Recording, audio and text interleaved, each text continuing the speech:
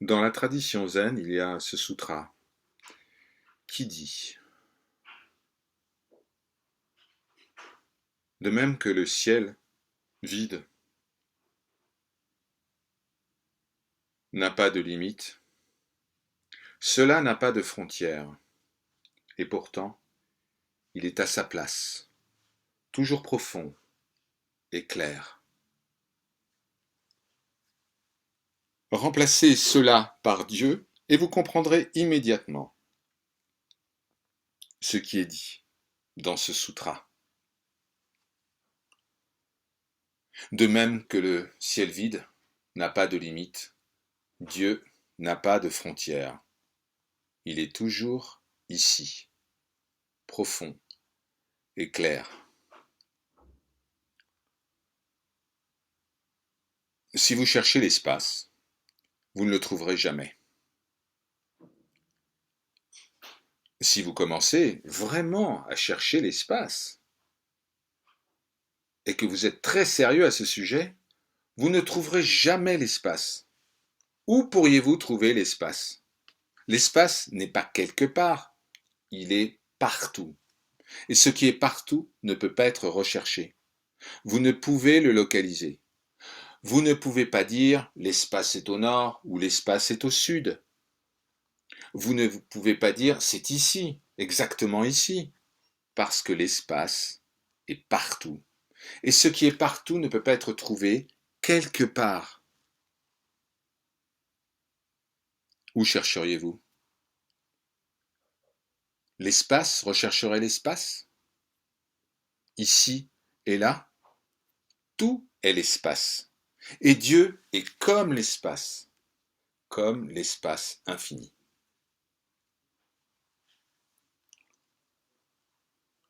Dieu n'a pas de limite, alors il ne peut pas être défini. Vous ne pouvez pas dire où Dieu commence et où Dieu se termine. C'est éternel, c'est infini. Et c'est toujours ici et maintenant, juste en face de vous. Si vous êtes tranquille, parfaitement détendu, c'est ici. Mais dès qu'il y a des pensées qui sont saisies, dès qu'il y a une certaine tension qui se manifeste, Dieu semble disparaître. Un maître zen avait l'habitude de dire: c'est tellement clair et pourtant si difficile à voir. Un fou voulait faire cuire du riz, donc il cherchait du feu. Et pour cela, il avait une lanterne illuminée. S'il avait su ce qu'était le feu, peut-être aurait pu-t-il cuire son riz bien avant, bien plus tôt. Eh bien, vous êtes comme cela. Vous avez cette magnifique lanterne lumineuse et vous cherchez le feu. Et vous avez ce feu dans la main. Toujours. Oui, le maître zen avait raison. Si le fou avait su ce qu'était le feu, il aurait pu cuire son riz bien avant. Et vous auriez pu faire la même chose. Mais vous avez, en quelque sorte, éprouvé la famine. Vous avez eu faim pendant des siècles, pendant une éternité. Et pendant tout ce temps, vous avez cherché le feu avec une lampe.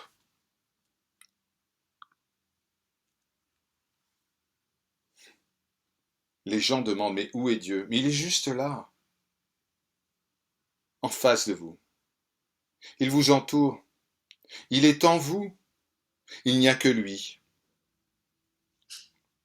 La tradition zen appelle Dieu cela. Elle ne veut pas que les gens s'enferment dans des concepts comme Dieu, qui sont chargés de contenu.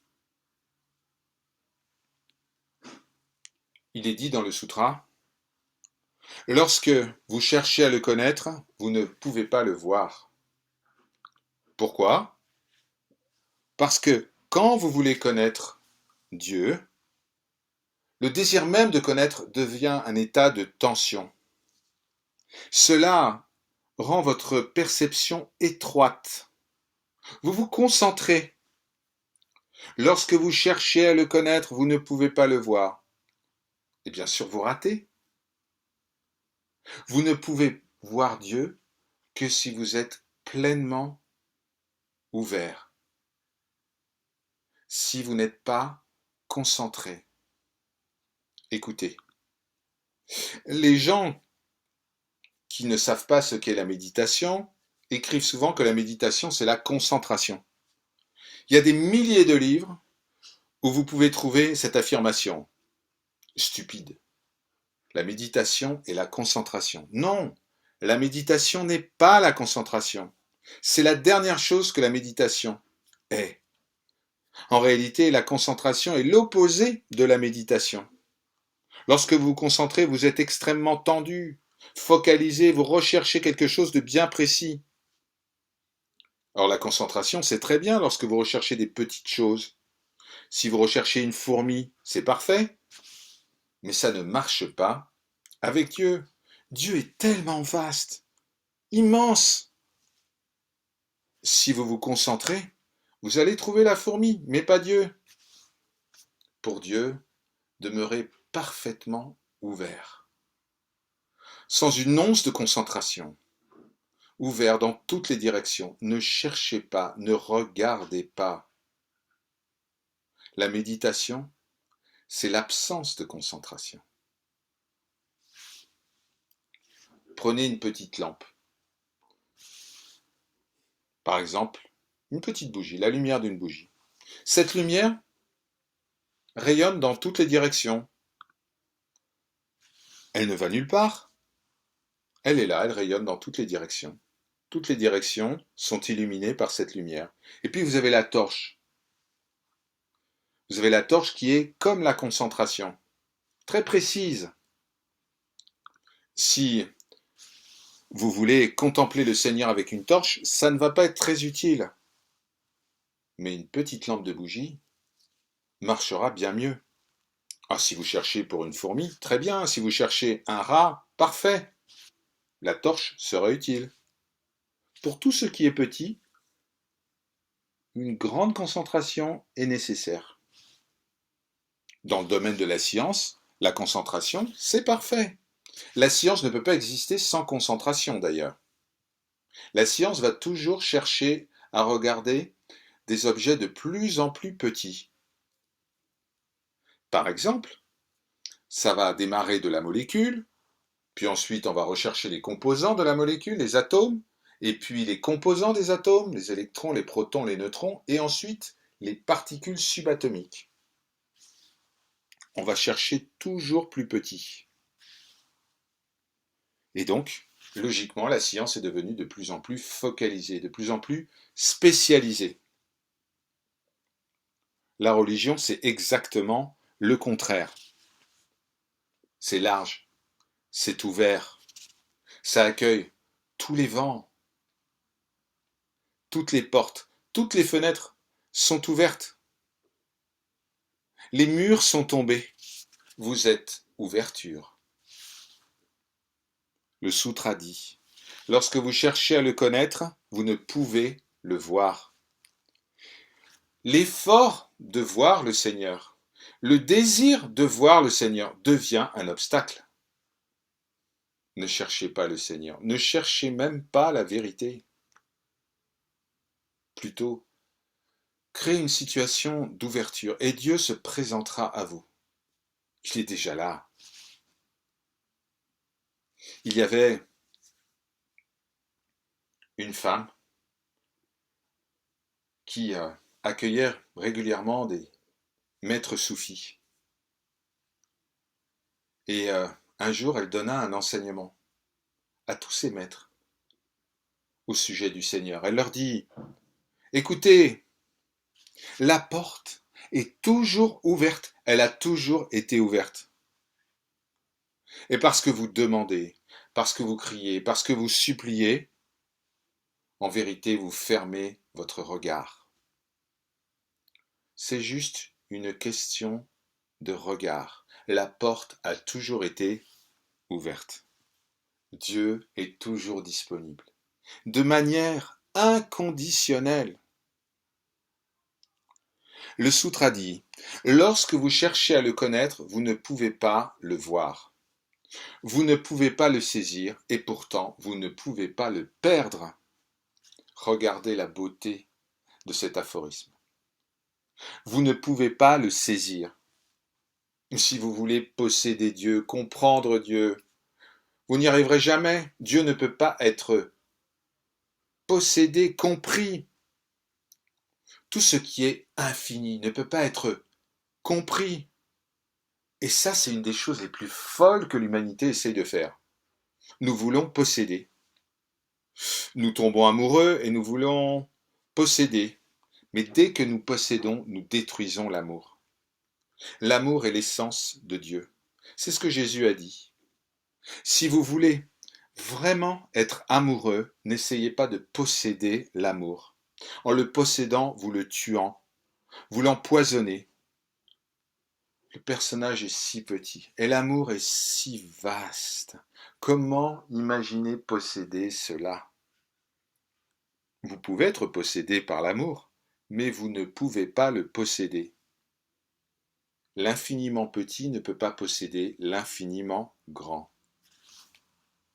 Ah, c'est simple, mais parfois si difficile à comprendre. Lorsque nous aimons quelqu'un, nous voulons posséder le sentiment amoureux. Nous voulons posséder le bien-aimé ou la bien-aimée. Nous voulons dominer parce que nous avons peur que quelqu'un nous enlève cela. Mais avant même que quelqu'un nous enlève cela, c'est déjà parti. Ce n'est plus là. Dès que vous pensez à posséder, vous tuez. Maintenant, ce que vous pensiez vouloir posséder est une chose morte, un cadavre. La vie a fui. La vie ne peut pas être possédée parce que la vie est Dieu. L'existence ne peut pas être possédée parce que l'existence est Dieu. Vous voyez une belle fleur, une rose, sur un buisson, et vous la prenez immédiatement. Vous l'accueillez, vous voulez la voir, mais vous l'avez tuée, et maintenant vous la placez à votre boutonnière. Mais c'est une fleur morte, c'est un cadavre, ça n'est pas joli. Comment une chose morte peut être belle? C'est juste un souvenir. Et ça se fane si vite. C'était tellement en vie sur le buisson, tellement beau sur le buisson, tellement jeune, tellement heureux. Cela dansait. Il y avait comme un chant autour de la rose. Vous avez absolument tout tué. Le chant, la danse et la rose.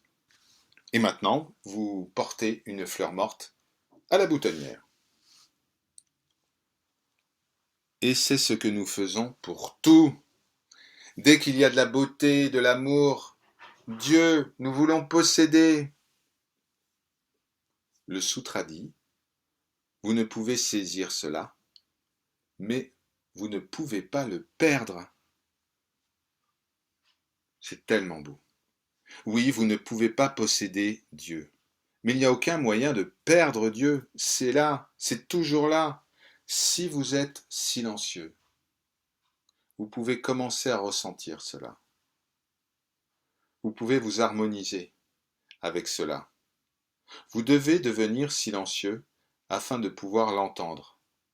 Vous devez devenir silencieux afin que la danse du Seigneur entre en vous, afin que Dieu vibre en vous, que Dieu résonne en vous. Vous devez déposer votre stress, vos préoccupations, vos projets d'aller de ci et de là, de devenir quelqu'un ou quelque chose. Arrêtez de devenir. C'est ici. Vous ne pouvez pas le perdre. En n'étant pas capable de l'avoir, vous l'aurez. Au moment où vous comprenez que vous ne pouvez posséder Dieu, le soi, quel que soit le nom et la forme que vous lui attribuez, et que vous laissez tomber votre possessivité, c'est là, et vous l'avez. Au moment où vous comprenez que l'amour ne peut être possédé, une grande compréhension a surgi en vous. Et maintenant, vous êtes l'amour. Et vous êtes l'amour à jamais. Vous ne pouvez jamais être autre chose que cela. Mais cela ne sera effectif que lorsque vous comprendrez que l'amour, Dieu le soit, ne peut être possédé et qu'il n'y a aucun moyen de l'obtenir. Ah, c'est un grand paradoxe. C'est un chemin paradoxal. C'est un chemin qui dit que si vous voulez posséder Dieu, ne le possédez pas et vous le posséderez. Si vous voulez posséder l'amour, ne le possédez pas et il sera à vous pour toujours. Vous ne pouvez pas le perdre. Il est impossible de le perdre. Le Soutra dit, lorsque vous êtes silencieux, Dieu parle. Et lorsque vous parlez, Dieu est silencieux. Impossible de parler en même temps. L'écrivain Martin Buber a parlé de dialogue entre Dieu et le fidèle. Et c'est un concept qui a très bien fonctionné dans le monde occidental. C'est une excellente idée. Martin Buber a dit que la prière est comme un dialogue. Et au cours de ce dialogue, vous parlez à Dieu et Dieu vous parle. Mais un dialogue, ça implique deux. C'est une relation entre je et toi.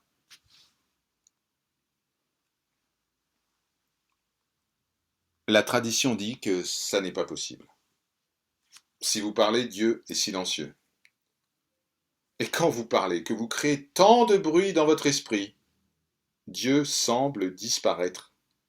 Parce que sa voix est si tranquille, si petite, presque inaudible, qu'elle ne peut être entendue que si vous êtes absolument silencieux. Ce n'est pas un dialogue, c'est une écoute.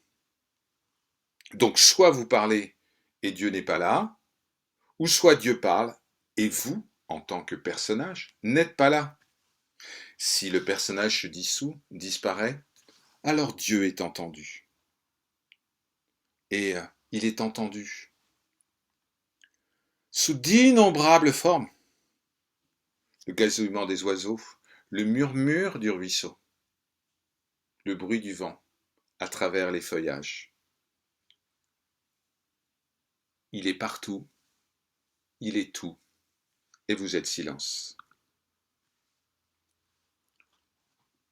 Le Soutra dit, lorsque vous êtes silencieux, il parle, et lorsque vous parlez, il est silencieux.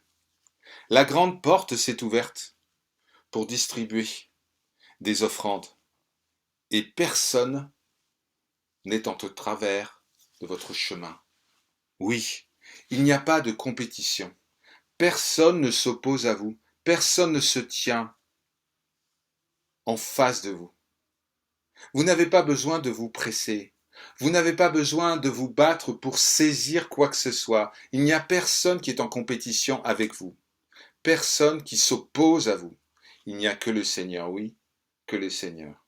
Alors, demeurez tranquille. N'ayez pas peur de rater quoi que ce soit. Vous ne pouvez pas rater le Seigneur. Alors, demeurez tranquille. Dieu ne peut pas être perdu. Demeurez tranquille.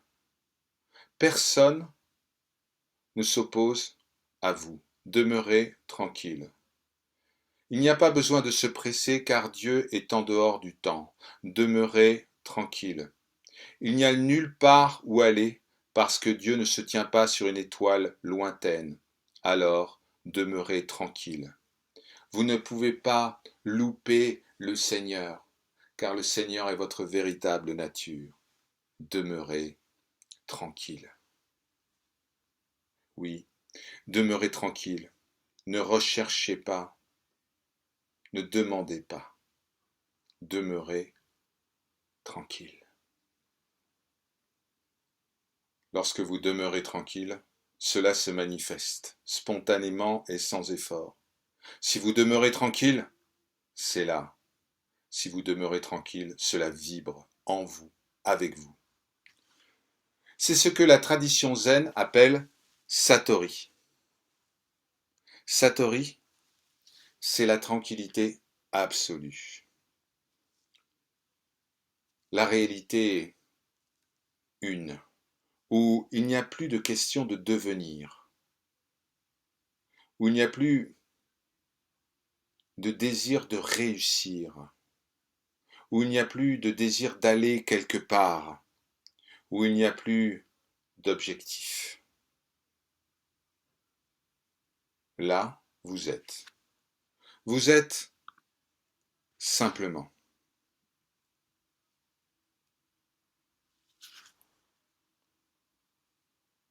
Dieu est si vaste. Si vaste. Il est la totalité de l'existence.